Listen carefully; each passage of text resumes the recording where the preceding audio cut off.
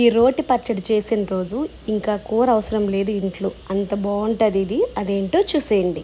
Pan పెట్టుకొని oil వేసుకొని దాంట్లో ఒక 50 గ్రాముల పల్లీలు, వేరుశనగ గుళ్ళు అంటారు కదా, అవి వేసి మంచిగా లో ఫ్లేమ్లో మంచిగా కలర్ వచ్చేంత వరకు వేయించండి. వేగిన తర్వాత పక్కన పెట్టుకొని గ్రీన్ చిల్లీ వేసేసి మంచిగా వేయించేసేయండి. అండ్ ఇప్పుడు 1 టేబుల్ స్పూన్లు నువ్వులు, తెల్ల నువ్వులు వేసుకొని అవి కూడా చక్కగా వేయించి పక్కన పెట్టేయండి.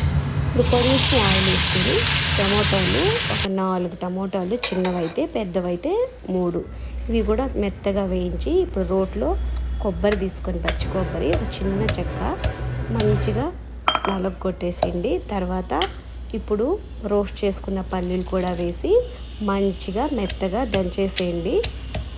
అండ్ ఇది బాగా మెదిగిపోయిన తర్వాత పచ్చిమిర్చి ఉన్నాయి కదా వేయించుకున్నవి, అవి కూడా వేసేసి మంచిగా మెత్తగా దంచేసేయండి. ఈ రోట్లో పచ్చడి దంచితే భలే టేస్ట్ ఉంటుంది. టమోటాలు కూడా వేసేసి కొంచెం దంచిన తర్వాత ఇప్పుడు ఆనియన్ కూడా వేసుకుందాం, ఒక హాఫ్ ఆనియన్. ఈ ఆనియనే దీనికి టేస్ట్ ఇస్తుంది. అండ్ అంతే, పచ్చడి రెడీ. వేడి అన్నంలో ఇది వేసుకొని తినండి. మంచి ఆమ్లెట్ పెట్టుకొని తింటే ఎంత బాగుంటుందో, కర్రీయే అవసరం.